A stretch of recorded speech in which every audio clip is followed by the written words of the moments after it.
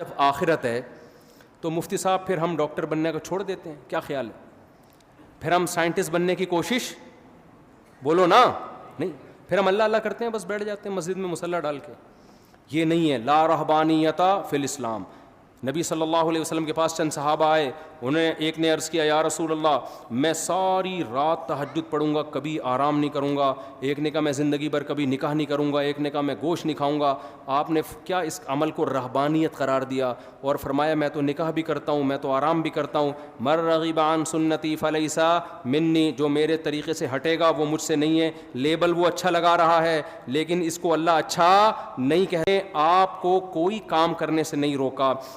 آپ نے جو ہدف بنانا ہے نا، آخرت ہدف ہے. لیبلوکم ایکم احسن عملا، کہ اللہ دیکھنا چاہتے ہیں اچھا عمل کون کر رہا ہے. تو اچھے کی ڈیفینیشن میں یہ قطعاً نہیں ہے کہ آپ ایجوکیشن چھوڑ دو، آپ ترقی کرنا چھوڑ دو. نا نا نا نا نا. اچھے کی ڈیفینیشن میں قرآن نے بیان کیا ومن اراد الآخرہ، جو بھی کام کرو آپ اس میں نیت کیا کرو؟ آخرت. یہی وجہ ہے کہ جب اسلام دنیا میں آیا تو سائنسدان بھی ہمارے ہی ہوتے تھے. جو دنیاوی علوم اور فنون ہیں اس کے بانی بھی مسلمان ہیں. انہوں نے دنیا میں سائنس اور ٹیکنالوجی کو فروغ دیا ہے. میرا ایک یونیورسٹی میں بیان ہوا، میں نے وہاں حوالوں کے ساتھ گوروں کے حوالے دیے. انگریز یہ کہتا ہے کہ اگر اسلام دنیا میں نہ آتا اور مسلمان سائنٹسٹ پیدا نہ ہوتے تو آج ہم جس ترقی تک ہیں 8 سے 500 سال بعد یہاں پہنچتے. مسلمان سائنسدانوں نے 500 سال کا سفر انسانیت کا بچا لیا ہے. سمجھ میں آ رہی ہے بات کہ نہیں آ رہی ہے؟ ابھی بھی نہیں آ رہی تو مجھے غصہ آ رہا ہے. تو رہبانیت نہیں ہے کہ آپ سائنسدان بننا چھوڑ دیں، آپ تاجر بننا چھوڑ دیں. اگر اسلام یہ چاہتا آپ تجارت چھوڑ کے مسجدوں میں بیٹھ جاؤ تو قرآن یہ تھوڑی کہتا رجال اللہ تلہیہم تجارت ولا بیع عن ذکر اللہ. ہمارے کچھ نیک بندے ایسے ہیں، سورہ نور میں اللہ کہتے ہیں کہ تجارت اور خرید و فروخت ان کو نماز سے غافل نہیں کرتی. بلکہ اللہ یہ کہتے ہیں وہ تجارت کرتے ہی نہیں ہیں. یہ کہتے ہیں نا اللہ. تو آپ نے کیا کرنا ہے؟ کیونکہ ہدف آخرت ہے تو اس آخرت کے ہدف کے لیے دنیا چھوڑنی نہیں ہے، بلکہ دنیا میں اپنی نیت کو کیا کرنا ہے؟ بولو نا، صحیح کر. آپ ڈاکٹر بنو، صرف پیسہ برائے پیسہ یا لوگوں کی جیبیں خالی کرنا مقصد نہ ہو. اپنی قوم کو ترقی دلانا، اپنے ملک کو ترقی دلانا، انسانیت کی خدمت کرنا. قرآن کہتا ہے جس نے ایک انسان کی جان بچائی ایسے جیسے تمام انسانیت کو بچا لیا. تو ڈاکٹر بن کے آپ ہزاروں انسانوں کی جان بچانے کا ذریعہ بنو گے کہ نہیں بنو گے؟ تو جو آپ کا بچہ میڈیکل کالج میں جا رہا ہے آپ نے پلاننگ کیا کرنی ہے؟ بیٹا میں تجھے انسانیت کی خدمت اور آخرت کے لیے ڈاکٹر بنا رہا ہوں، لوگوں کی جیبیں کاٹنے کے لیے اور ایسے نسخے لکھنے کے لیے کہ ایسی دوا لکھ کے دی ہے جو ڈاکٹر کے ماموں کی دکان کے علاوہ کہیں اور پوری دنیا میں مل ہی نہیں رہی ہے. آج ڈاکٹر دوا لکھ کے دیتا ہے، ڈاکٹر کے ماموں کا میڈیکل اسٹور ہے، اس کے علاوہ پوری کائنات میں WHO سے رابطہ کر لیں آپ، وہاں بھی نہیں ملے گی آپ کو. اس کا مطلب کیا ہے؟ اس ڈاکٹر کا مقصد پیسہ کماؤ بھائی، آپ بنے ہو، خرچہ ہوا ہے، کس نے منع کیا ہے؟ لیکن اس کے ساتھ ظلم تو نہ کرو نا. جو ڈاکٹر ایسا نسخہ لکھ کے دے رہا ہے جو اس کے چاچو کے علاوہ کسی اور دکان پہ میڈیکل اسٹور میں ملتا ہی نہیں ہے، اس کا مطلب اس کا مقصد آخرت، یہ دھوکہ دے رہا ہے، زیادتی کر رہا ہے. ایک دوا مہنگی ہے، وہی فارمولے میں دوا سستی بھی مل رہی ہے، لیکن اس کمپنی نے آپ کو گفٹ دیے ہوئے ڈاکٹروں کو. ایسا ہوتا ہے کہ نہیں ہوتا؟ تو ڈاکٹر جان بوجھ کر وہی فارمولا، وہی نسخہ مہنگی کمپنی والا لکھ کے دے رہا ہوتا ہے. تو اسلام نے آپ کو منع نہیں کیا، جس فیلڈ میں ہو اسی میں خدا کو تلاش کرنا ہے، لیکن وہ فیلڈ حلال ہونی چاہیے، حرام نہیں، کیونکہ حرام میں خدا ملتا نہیں ہے. آپ کو فنکار بننے کی اجازت نہیں ہے، گلوکار بننے کی اجازت نہیں ہے، فلم انڈسٹری میں جانے کی اجازت نہیں ہے. آپ کو تاجر بنے لیکن چرس بیچنے کی اجازت نہیں ہے، شراب کا بزنس کرنے کی اجازت نہیں ہے. یہ تیسرا فرق ہے ان لوگوں میں جو اسلام کو مانتے ہیں اور جو اسلام کو نہیں مانتے. گورا جب دنیا کا کوئی کام کرتا ہے اس کے سامنے آخرت نہیں ہوتی. مسلمان جب کوئی کام کرتا ہے اس کے سامنے آخرت ہوتی ہے. گورا جب کوئی کام کرتا ہے تو یہ دیکھتا ہے کہ لا کیا ہے، لیگل ہے یا انلیگل ہے. مسلمان جب کوئی کام کرتا ہے تو لیگل انلیگل سے پہلے وہ یہ دیکھتا ہے کہ حلال ہے یا حرام ہے.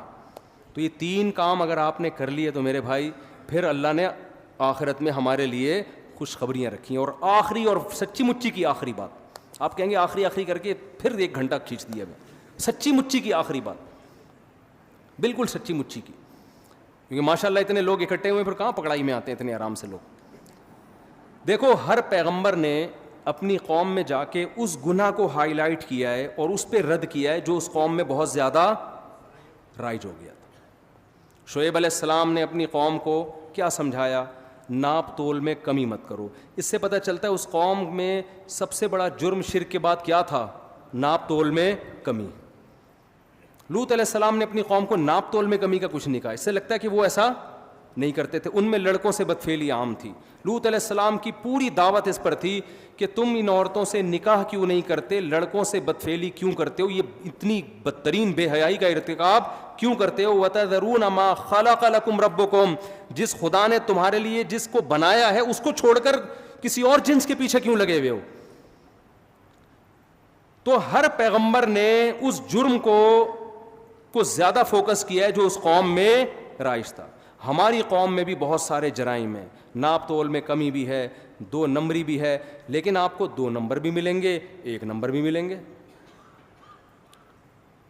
ہمارے ہاں بہت سارے جرائم ہو رہے ہیں, ماں باپ کے نافرمان بھی ملیں گے, لیکن ہول سیل کے حساب سے ماں باپ کے خدمت گزار بھی آپ کو بولو ملیں گے. لیکن ایک جرم ایسا ہے جو تقریباً کامن ہو گیا ہے اور اس کے پھیلنے کی اسپیڈ بہت زیادہ ہے, وہ ہے بے حیائی.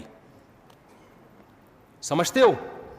اس کو لوگوں نے جرم کی فہرست سے نکال دیا. میں عمرے پہ گیا تو مجھے جو روم ملا ہوا تھا اس کے ساتھ ایک روم تھا, اس میں ایک فیملی آئی ہوئی تھی. پوری رات ان کے کہکے, مجھے نیند نہیں آتی تھی اس سے, اتنی زور سے آواز. ایک دن میں نکل گیا, میں نے ان سے پوچھا یار یہ تھوڑا رات کو تو آرام کر لو, کون ہو؟ تو پتہ چلا جی کزنوں کے ساتھ لڑکوں کا گروپ آیا ہوا ہے عمرہ کرنے کے لیے. میں نے ان سے کہا دیکھو عمرہ کرنا فرض نہیں ہے, لیکن آپ کی جو فیمیل کزن ہے اس کا آپ سے پردہ کرنا بولو ضرور ہے. بالفرض پردہ نہیں کرتی تو کم از کم فری تو نہ ہونا. ایک جوان کزن بیٹھے ہوئے ہیں, یہ لڑکیاں بیٹھی ہوئی ہیں اور ایک ہی کمرے میں, سو بھی ادھر ہی رہے ہیں, گپیں بھی ادھر ہی مار رہے ہیں. یہ کتنی بڑی خدا کے غضب کو دعوت دینے والی بات ہے. ہم ہندو تھوڑی ہیں, ہم کوئی کافر تھوڑی ہیں, انگریز تھوڑی ہیں. محرم نا محرم کی اصطلاح انگریزوں میں ہے؟ بولو نا. وہ مذہب کو نہیں مانتا, جیسے چائنا والے مذہب کو نہیں مانتے. وہ کھانا کھانے سے پہلے یہ نہیں دیکھتے کہ حلال ہے حرام ہے پاک ہے ناپاک ہے, وہ کہتے ہیں پروٹین فل آف پروٹین ہے یا نہیں ہے. یہ کتا بھی کھا جاتے ہیں کیونکہ کتے میں گائے سے زیادہ پروٹین ہے ان کی رائے کے مطابق. تو ان کے یہاں حلال حرام محرم نا محرم نہیں ہے. تو آپ ادھر چلے جاؤ بھائی, پھر چھوڑ دو کزن کیا ہوتی ہے اور خالہ وہ محرم کیا ہوتی ہے, چھوڑ دو. اسلام نے تو پورا ایک دیوار کھینچی ہے. اور سورہ نور میں بھی سورہ حجاب میں بھی پوری ڈیٹیل قرآن نے بیان کی ہے. یہ محرم ہے اور یہ نامحرم. لا یبدین زینتہن, عورت اپنی زینت کو ظاہر نہیں کر سکتی الا لآبائہن, سوائے اپنے باپ دادا کے سامنے, بعولتہن, اپنے شوہر کے سامنے, اور ابناء بعولتہن, ابناء بعولتہن, اپنے شوہر کے بیٹے جو ستیلا بیٹا ہے. ایک رشتے کا نام لے کے قرآن نے بتایا کہ ان کے سامنے زینت ظاہر کر سکتی ہو, بے تکلف ہو سکتی ہو. اس کے علاوہ ساری دنیا کے سارے مرد تمہارے لیے کیا ہیں؟ نامحرم. آج ہم ماڈرن ہوتے ہوتے اتنے ماڈرن ہو گئے ہیں کہ محرم نامحرم کی ٹرم ایک مولویوں کی ٹرم سمجھی جاتی ہے. دقیانوس